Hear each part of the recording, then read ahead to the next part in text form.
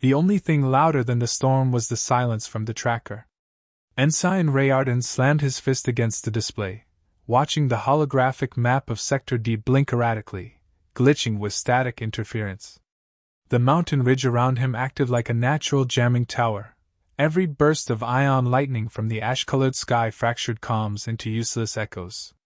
He'd lost contact with the dropship 10 minutes ago, and the children huddled behind him were starting to tremble, not from the cold, but from the forest's unnatural quiet. The planet, catalogued as Xerxes 9, was supposed to be a dormant migration zone for native wildlife. Nothing in the planetary databanks suggested active predatory life during this cycle.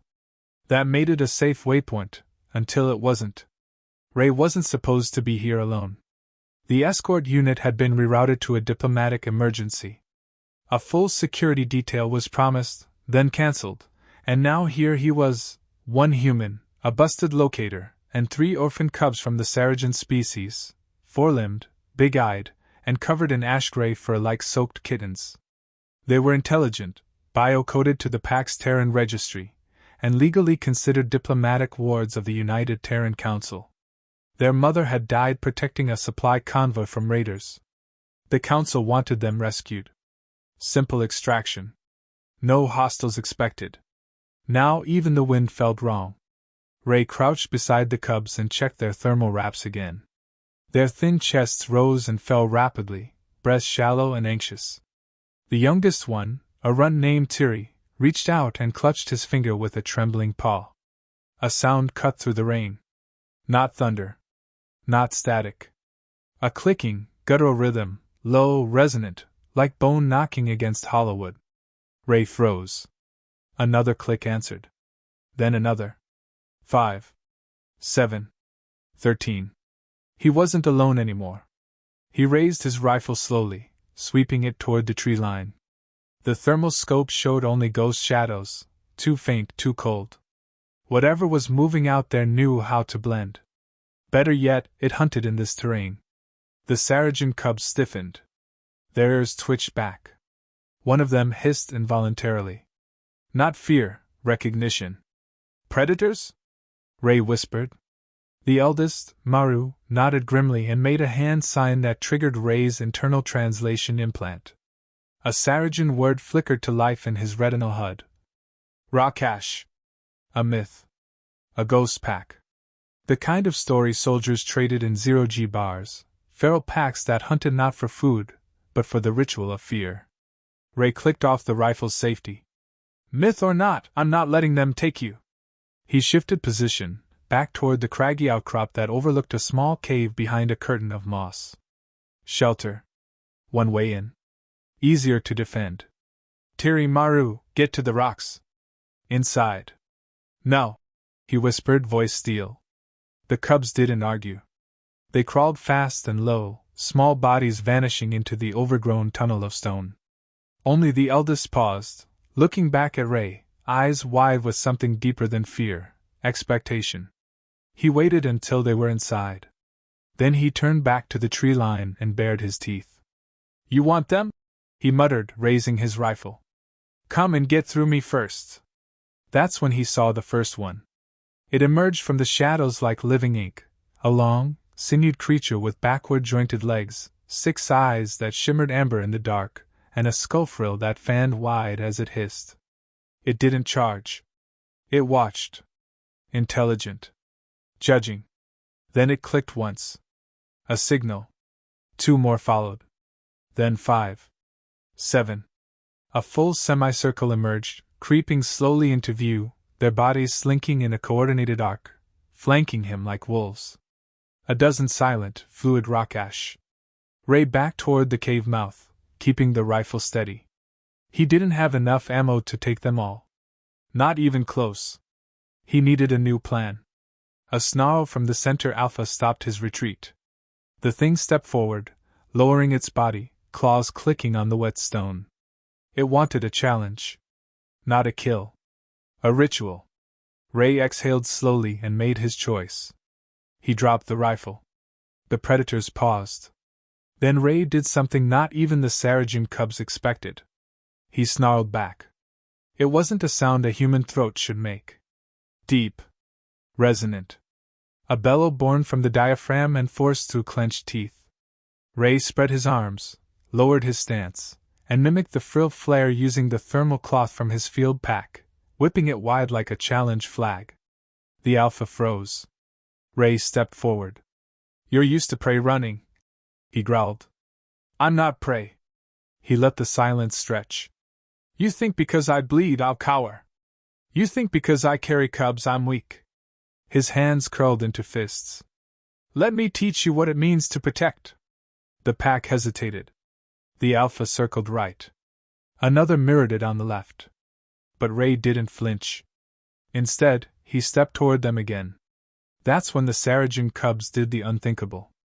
From inside the cave, they began to chant, low, rhythmic tones. Not screams, not cries, but a pattern, something ancient. A harmony passed down through species memory. A call. The predators faltered. Their formation broke, ever so slightly. The cubs' voices rose, louder, urgent, trembling but proud. Ray lunged forward and roared. The Alpha staggered back a half step. That was all he needed. He seized a flash flare from his belt, slammed it into the ground, and let the blinding arc light burst outward with a thunderous hiss. Predators scattered, yowling, momentarily blinded. Ray didn't wait. He sprinted back into the cave, sliding into the narrow mouth just as claws scraped behind him. He jammed a rock into the opening and fell into darkness. Panting. Bleeding. Alive. He looked at the cubs. They crawled into his arms. No fear. Just warmth. Outside, the storm howled, and the rock ash circled once more. But now they knew. The human wasn't prey. And this time, the cubs had a guardian who bit back. The rock at the entrance cracked on the second impact. Dust rained from the ceiling as claws raked against stone with the sound of bones scraping steel. The cubs huddled tighter against Ray's chest, their tiny bodies shivering in unison. His arm cradled them protectively, while his other hand clutched a combat knife tight enough that his knuckles went white. The rifle had been left outside, intentionally. If the Rockash wanted a ritual, Ray had answered in kind. But now he was in their den, and they weren't backing off. The predator pack wasn't simply hunting. They were testing him. Another thud. The rock shuddered, shifted, but held. Ray's mind raced, calculating options. No comms. No ammo. Limited time. And then, amidst the tension, he noticed something strange. They weren't forcing their way in. They could have. The Rockash were strong enough to tear down the mouth of the cave in minutes, yet they stopped after each hit, waited, listened. "They're not just animals," he muttered aloud. "This is performance. A message." Maru, the eldest cub, perked up at the word. He tapped Ray's shoulder and gestured in a sharp, fluid motion. The HUD in Ray's helmet translated. "You challenged the Alpha. It's not over." Ray stared at him. "So what? This is round 2? The cave shook again. But softer. A single claw tapped against the stone like a drumbeat. Not brute force, summons. Ray turned to the cubs. "I go out there, they stop. I don't, they come in." The youngest whimpered. He crouched, brushed the dust off his fatigues, and looked each cub in the eye. "Listen to me. Lock the crawl passage behind me. Use the echo stones in the rear tunnel. If I don't come back, keep going. Don't stop. Ever." Maru snarled in protest. "I'm not leaving, I'm buying time." Ray forced a smirk. "Besides, I've always wanted to punch a space wolf in the mouth." He stood. The rock barrier shifted aside enough for him to squeeze out, but not before Tiri pressed a small carved charm into his hand, roughly shaped, worn, and clearly precious. He nodded once, then stepped into the storm again. The predators were waiting. A perfect half-moon of lean, glistening forms crouched just beyond the edge of the cave light.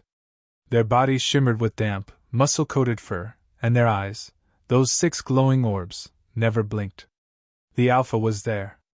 Larger than the others, its frill was scorched from the flash flare, but its gait was confident. It stepped forward and lowered its head, watching Ray with eerie patience. Ray didn't blink. He spread his arms wide. No weapons. No fear. You want a ritual? Then you get me. One-on-one. No cubs. No traps. The Alpha exhaled steam. A low clicking came from its throat. Then it backed away. Ray's brow furrowed as the rest of the pack parted like shadows. They formed a ring. Arena, Ray realized. The Alpha wanted the fight. But fairly. The other Rockash backed into the trees. The circle tightened. 1 against 1. Rain poured down like a curtain, but the space between predator and man buzzed with something ancient. Not hatred. Not even hunger. Ritual. The Alpha attacked. It lunged with speed Ray hadn't anticipated, more blur than beast. He barely sidestepped, slicing with the knife, catching the edge of its flank. Blood sprayed black like ink. But the creature didn't scream. It grinned. The next swipe sent Ray tumbling across the rocks. His ribs lit up with pain, his breath left in a wheeze. But he kept hold of the knife. He rolled, kicked up dirt, and sprang to his feet, limping. The Alpha paced now, slower. Tactic. Test. It wanted to learn him. Ray flipped the grip of the blade and spoke aloud, even knowing it might not understand. I don't run. You want me broken? You'll have to tear me apart. He charged first this time. He ducked under the Alpha's swipe, leapt on its back, and slammed the knife into the shoulder joint. The predator roared, for real this time, and bucked hard, throwing Ray against a jagged tree stump. Pain flared along his spine. Something cracked in his shoulder. He coughed blood.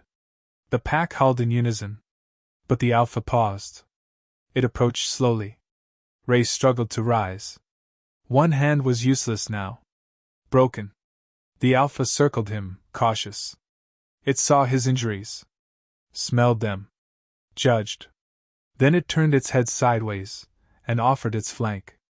Ray stared. It was offering him a second chance. Another strike.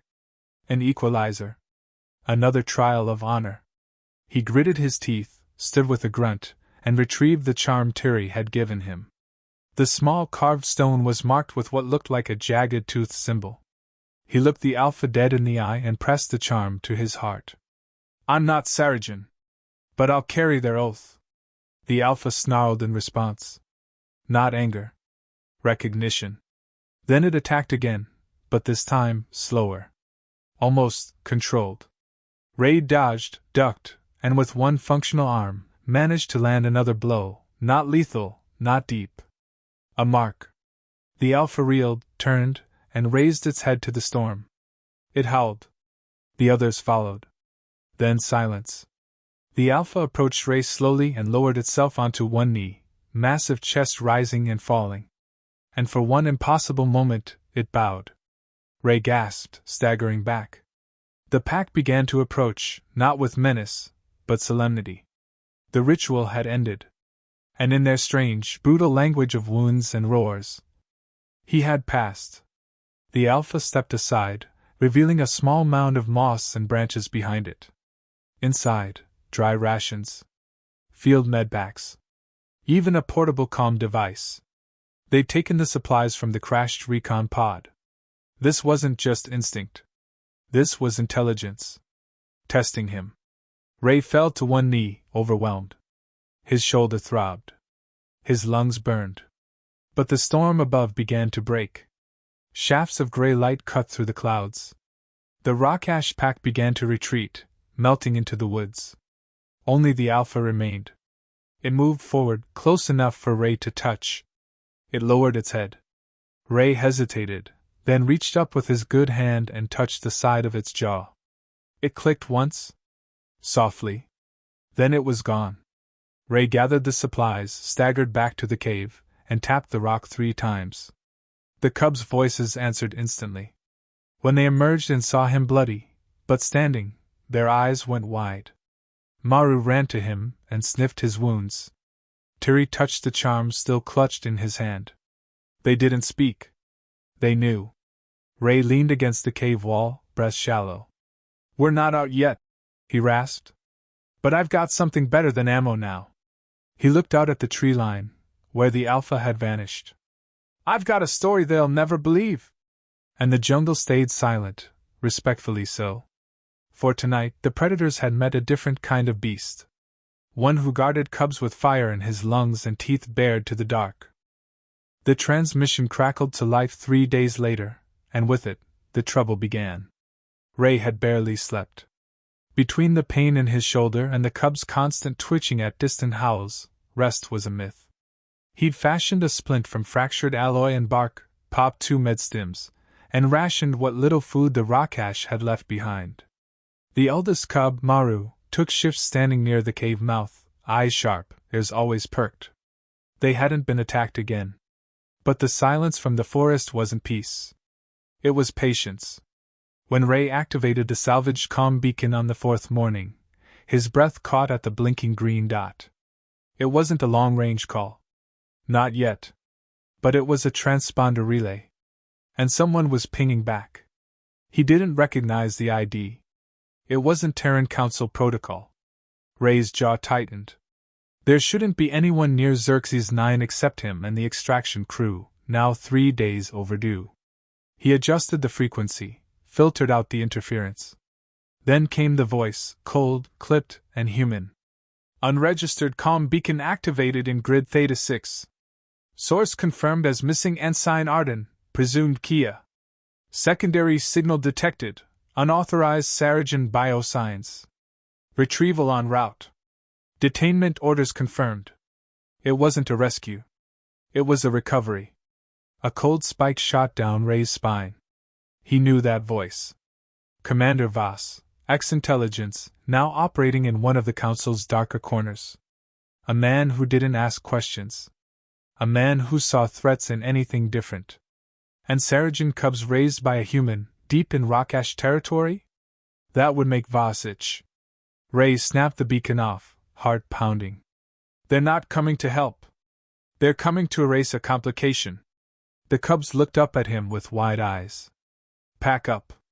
We move now. Tiri whimpered. But the predators. Ray met his gaze. We made a pact. But humans? They break things they don't understand. Maru nodded grimly. They moved fast, cutting north through the narrow canyon trail Ray had mapped 2 nights earlier. He'd spotted an old recon ridge, high ground with visual clearance to the next comm tower. If he could reach it, maybe he could override the signal, reroute a message directly to the diplomatic branch of the Council. Maybe someone decent would listen. They reached the ridge by dusk. Ray collapsed behind a slab of obsidian, chest heaving. His shoulder was screaming again, the splint soaked in blood. The cubs took position instinctively, one watching the path, the others digging small hollows for shelter. They worked like they'd done it before. Because they had. For a brief moment, Ray let himself feel the weight of it. He wasn't just protecting them. They were becoming a unit. That was when the first dropship screamed through the cloud line. The thunder of its engines shattered the quiet. Too fast. Too direct. It wasn't Council Navy standard. It was leaner, armored differently, private contractor. No. Worse. Black Ops. The dropship didn't circle. It deployed immediately. 2 pods slammed down into the clearing below with seismic force. Out stepped 6 soldiers, fully armored, no insignias. And Voss. Ray raised the scope. Same dead eyes. Same predator grin. Voss tapped his visor. Thermals confirmed 4 signatures. 1 adult human. 3 Saragen juveniles. Deploy containment. No questions. The soldiers moved out. Ray knew the pattern. Box maneuver. Force the targets uphill. Force them into exposure. And this time, no cave. He had one advantage. The Rockash were watching. The forest moved in ways the soldiers didn't see. Shadows shifted, eyes blinked from branches. But they didn't attack. They waited. For Ray. This was still his ritual. He stood from the ridge, flaring the emergency foil from his medkit like a signal flag. Voss spotted him instantly. Target visual. Engage. Ray shouted, voice hoarse. You fire on me, you declare war on the Rakash. Voss tilted his head, amused. There are no such things. Just animals. This is clean up. Ray held his ground. Then let me give you something to clean up. He tossed a flare down the slope. That got the Rakash moving. The predators exploded from the treeline with unholy speed. One soldier went down before he could blink. Another screamed as a set of jaws clamped down on his leg. The formation shattered. Voss turned, snarling. What the hell? Return fire! Retreat to secondary perimeter! But it was chaos. Controlled chaos. The Rakash weren't killing indiscriminately. They were targeting weapons. Tearing apart rifles, shredding comms, dragging crates into the dark. They'd learned from Ray. Ray took his moment. He ran, half stumbling, down a side slope to a buried relay tower he'd seen in old maps. If he could hotwire it, he might get a direct line out. One signal. One message. Enough to override Black Ops' silence. But the panel was fused. He ripped out the casing, jammed a power cell into the port, and connected his HUD directly. His interface flickered. Sparks flew. He keyed in the old override code from his Navy days. // priority signal. Eyes only. Diplomatic clearance required. He spoke, panting. This is Ensign Ray Arden. Location, Xerxes 9. I am under Black Ops containment threat. 3 Sarajan cubs are in my custody. Under Pax Code 771A, they are non-combatants and protected diplomatic wards. Black Ops intends to terminate. Immediate intervention requested. He hit transmit. Then the HUD died. He heard the click of a rifle behind him. Always the hero, Voss said, stepping into view. His visor was cracked, one gauntlet bloodied, but he held his rifle steady. You've caused a lot of paperwork, Arden. Ray raised his hand slowly. Funny. You're standing there, gun in hand, and I'm still not afraid of you. Voss raised the rifle. Then came a sound both men froze at. A click. Not from a weapon. From the woods. The Alpha Rakash stepped into view. Its frill was extended, stained with blood, but not human. Its gaze locked on Voss. Another click. Then another, behind Voss. Beside him. The entire pack had encircled the clearing. Slowly. Silently. Voss turned, disbelieving. What are they doing? Ray smiled coldly. Deciding whether you passed the test. Voss laughed bitterly. I'm not playing some animal's ritual. Ray's voice dropped. Too late. You already started it. The Alpha stepped forward. And bared its teeth. Voss fired first. But the pack moved faster. Ray turned away from the sound. It didn't last long. When he looked again, only the Alpha remained. The rifle lay in 2 pieces. Voss wasn't there anymore. The Alpha approached Ray slowly. They stared at each other in silence. Then it placed something at his feet. The calm chip from Voss's helmet. A gift. A signal. A promise. Ray bowed his head slightly. Thank you? The Alpha sniffed once, then turned and vanished back into the trees. He returned to the cubs by moonlight. They didn't ask what happened. Tiri crawled into his lap. Maru checked the horizon. The youngest traced a line across Ray's arm where blood had dried. Are we safe? One of them whispered.